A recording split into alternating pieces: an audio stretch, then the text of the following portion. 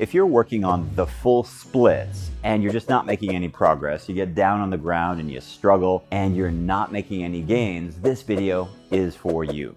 Hey, my name is Lucas. I'm a yoga teacher. I'm a teacher trainer. I used to be a stiff office guy and I opened my body up in my 20s and I achieved the full splits around age 26, 27. And after I got the full splits, to be honest, I just kind of left it behind. And it wasn't until recently I started running and I could feel my hamstrings tightening up and I thought, let me try the splits again. And I realized I needed to do a little bit more work. I thought since I'm working on the splits again, I would share what I'm doing, the same thing I did in my 20s, with you here in this video. Here's what we'll cover. Number one, we'll talk about the anatomy of the splits. Which muscles are we working in the splits? Number two, we'll talk about the nervous system element to the splits, specifically your muscle spindles and your stretch reflex, and PNF stretching to turn off the muscles that are fighting you. Lastly, we'll do some long hold, deep stretches together. And it'll be difficult, but it'll make really great results. A couple of disclaimers here. Number one, this is not gentle at all. You can absolutely do this as a beginner, but do not push. Please be careful. Work out a 7 of 10 intensity. Number two, this should be done after, not before, any other type of exercise. When we get done, you will feel wobbly. You should have 2 to 3 hours before you do anything exercise related after we do these stretches. And lastly, you will find lots and lots of research online. There's actually a couple of papers that get circled around talking about 30-second holds as the optimal time for stretching. I wish that were true. When it comes to the full splits and most poses, it's just not. I've been teaching yoga for nearly 2 decades, and I can tell you for these compound stretches, you need a long time. We'll be working with 5 minutes. That's the bad news. The good news is it actually does work. If you'd like to grab a PDF of the poses, you'll find that down below. If you'd like to skip forward to the exercises, you'll find timestamps down below. Let's talk about the anatomy of the splits. The full splits is a compound pose, meaning we have multiple areas of the body being stretched at one time. With your front leg, that's an extension, it's your hamstrings. Semimembranosus, semitendinosus on the medial side. On the lateral side, you have biceps femoris, your hamstring muscles. On your back leg, this is actually hip extension. And so psoas, iliacus, and rectus femoris, your main hip flexors, those are the main ones being stretched. There are some other muscles that come along for the ride, like sartorius and some of your adductors, but let's focus for our conversation today on your hamstrings and your hip flexors. Since they're being stretched at the same time, your body has quite a reaction. Your body, from a biological prerogative standpoint, has 2 main objectives. Your body wants to keep you safe, and your body wants you to procreate. It wants you to stay alive and make babies, basically. And what that means is when you do the full splits, your body is really worried that, number one, you're going to get hurt, which is not helpful for staying alive. Your body's worried you're going to tear your hamstrings right off their attachment point. And number two, your body doesn't like when you expose this region or this region to the world, because another caveman could come and stab you with a spear, or an animal could come and bite you, and then no more babies, right? So with those 2 things triggered, your stretch reflex, or your body's fighting of you in the pose, is extremely strong in the splits. How do we manage that? 2 things that we do. Number one, we do nose to mouth breathing. This sends a rest and digest parasympathetic nervous system response to our nervous system, which is very, very helpful for relaxing. You see, inside your muscle belly, there's a sensory organ called muscle spindles, like in your hamstrings, for example. And those muscle spindles, when they sense that you're stretching really far, again, thinking about this region, what that means to your body, your muscle spindles send a signal to your spinal cord and your body starts to fight you. When we breathe nose to mouth breathing, it helps to reduce that muscle spindle myotatic stretch reflex. The second thing that we do is we work with our Golgi tendon organ, our GTO, our Golgi tendon organ. This is similar but different. Not in the muscle belly, but in the tendon where the muscle hits the bone, there's another sensory organ that works in a different way. If you've ever seen a weightlifter trying to hit a personal record, like with a back squat, and right before they get to the top, they fail and they collapse and maybe they even hurt themselves. It's kind of terrifying to see. But what's happening with that lifter is their Golgi tendon organ has sensed that they're going way too far. And if they keep going, they might rip their biceps off their attachment points or rip their hamstrings off their attachment points. So again, to keep that person safe, the Golgi tendon organ, what it does is inhibits the muscles. So you'll see the lifter, strong, strong, strong, and then Gumby. What does that have to do with us? Well, for the lifter, it's terrible. They collapse onto the ground. For the stretching student, it's great. We like the Golgi tendon organ. We want to activate that inhibition, and we'll do that through contracting our muscles really strongly. These two techniques, breathe to relax, and Golgi tendon organ activation through proprioceptive neuromuscular facilitation, this contract relax technique, this is what makes stretching very, very effective. That sounds like a lot of words and a lot of techniques, but it's much, much simpler than you'd think. Let me show you how it works. For this splits practice, you need a very large stack of pillows. I've got little seated cushions here, but I'd encourage you to use couch pillows. They work great, but you need a lot. Secondly, you need some blocks or books, something to put your hands on. Let me show you how to get into the pose. You straddle the pillows, so quite literally, you put them right underneath your pelvis with your right leg extended, your left leg back behind you. My toes are pointed. I'm as relaxed as I can.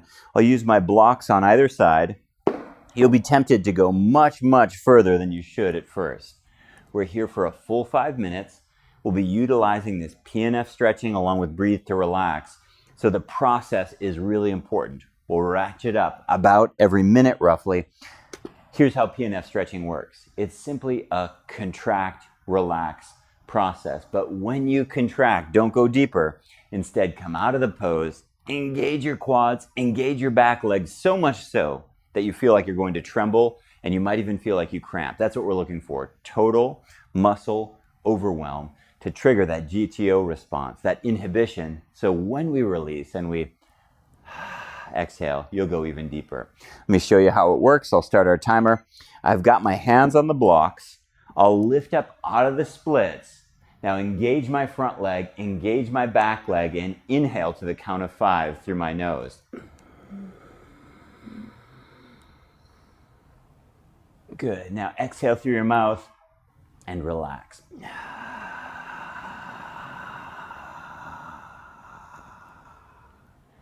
Stay here completely relaxed. Inhale. Exhale.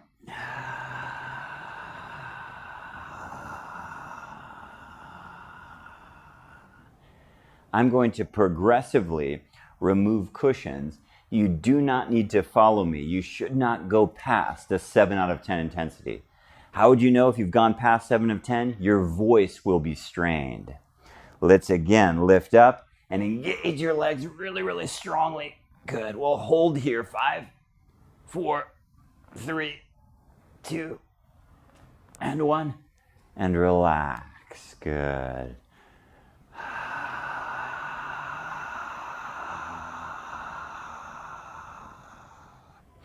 You stay where you are. If you'd like to, you can drop a couple of cushions down lower. Do not push past 7 of 10 intensity. Otherwise, you will have the opposite effect. You will again trigger that stretch reflex, and you'll feel yourself fighting your nervous system, not actually affecting any change in your soft tissues. Let's lift up and out of the stretch, not deeper, but up and out of the stretch. Now engage. 1, 2, really, really strong. 3, 4, 5, and now relax.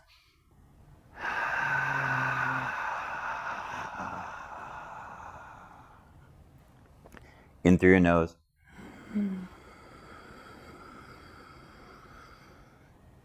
Out through your mouth.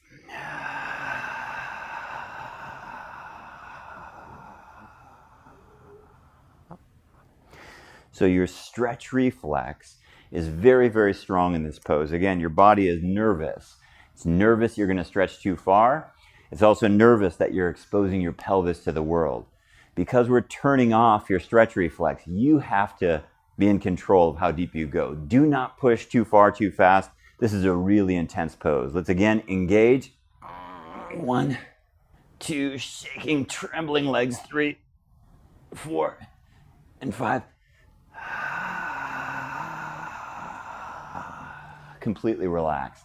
Wet noodle, soft, completely relaxed legs.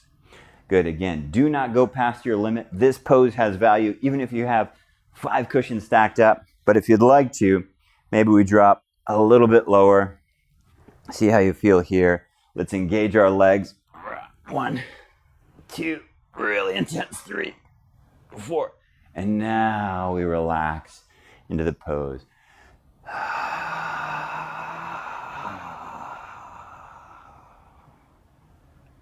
Inhale through your nose for 4.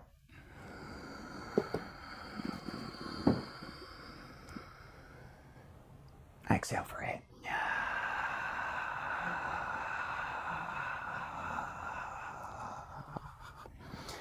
If you have a decent amount of mobility going into this, it might take you 1 to 3 months.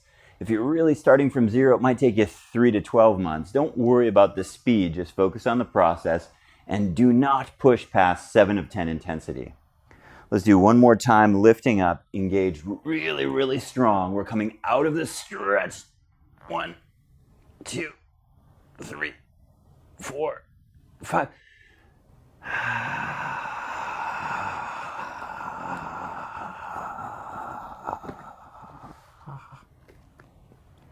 Inhale through your nose for 4. And exhale for 8.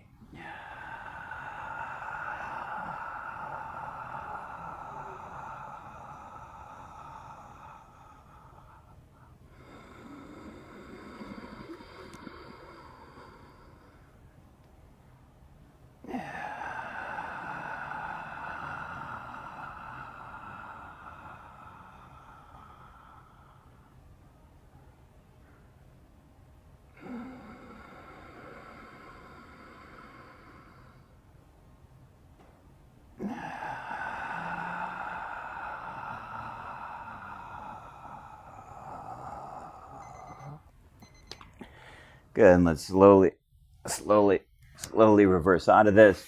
Hopefully you get an idea about why you need a full 5 minutes. It really takes some time, even if you have this range of motion, to overcome that stretch reflex and start to actually affect change. Let's switch sides. Got my pillows. I'm going to start way up here high on top.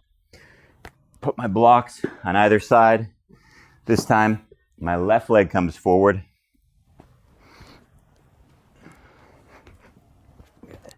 Find my pose, find my hands.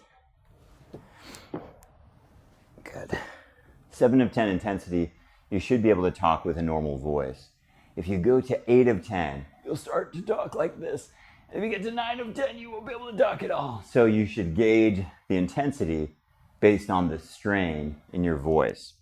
Remember, our goal here is when we contract our legs, you need to come out of the pose. Don't go deeper. We get out of the stretch.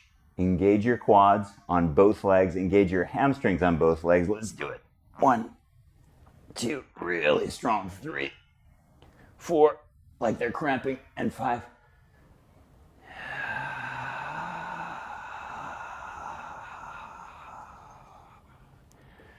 Sending clear signals to our nervous system with that slow, prolonged exhale, that we're cool, calm, and collected, that we're safe. And that we're not in danger of doing damage, which is where you come in. Don't do damage. Be careful. Let's do it again. Let's lift up high.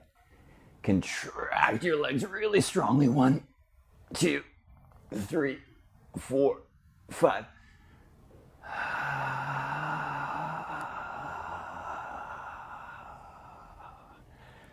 After that exhale, think about your body the opposite of contracted.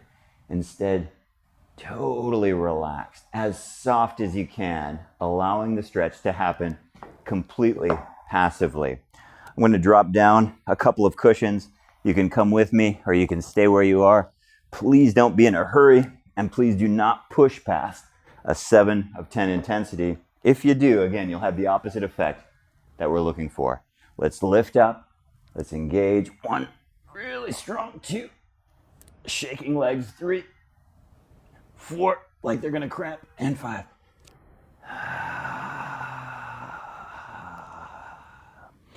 If you feel exhausted during that contracting period, you're doing it correct.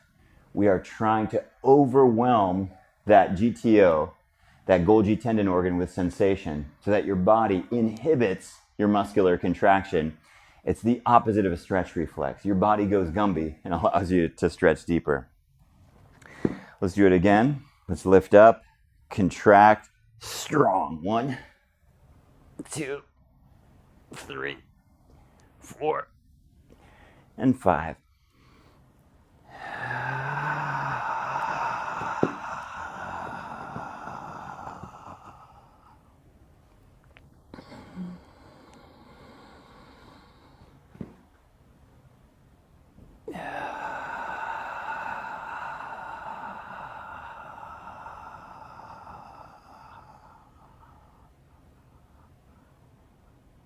In through your nose for 4. Out through your mouth for 8.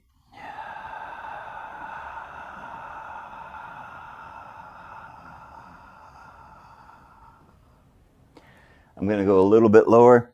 You can come with me or you can stay where you are. Remember, don't push too far, too fast. It's actually counterproductive. Let's lift up a little bit. Engage your legs really strongly. 1, 2, 3, everything tense. 4, and 5.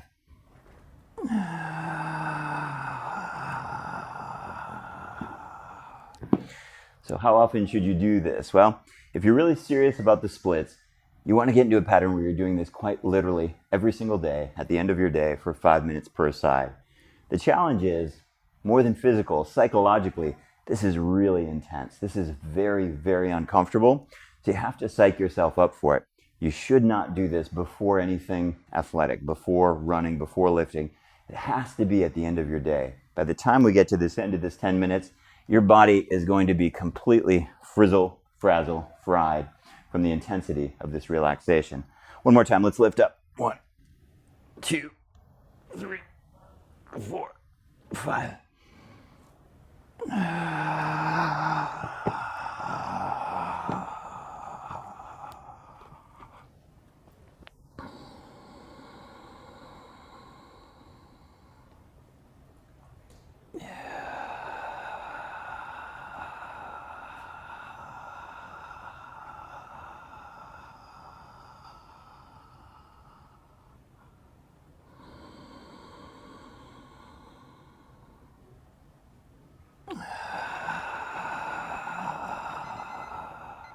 Good. Slowly make your way out of that pose. You can rest in a child's pose and take a moment. I hope you found this video helpful. Just to reiterate what we did here, 5-minute hold, and we were working on 2 different mechanisms of action. The first one is breathe to relax, nose to mouth, 4 to 8 breathing. That's to turn off our myotatic stretch reflex. The second thing we did was that PNF technique, proprioceptive neuromuscular facilitation, that contract, relax. And remember, our goal is to overwhelm that GTO, that Golgi tendon organ, so that it inhibits our muscles fighting us. Remember, 7 out of 10 intensity is what you're looking for. Do this daily, 5 minutes and 5 minutes, and you should get some really great results. If you'd like more science-based yoga videos, hit subscribe down below. I try to answer all the questions in my comments down below. And lastly, you can find my teaching calendar and my stretching courses at YOGABODY.com. Thanks so much for watching, and I'll see you in the next video.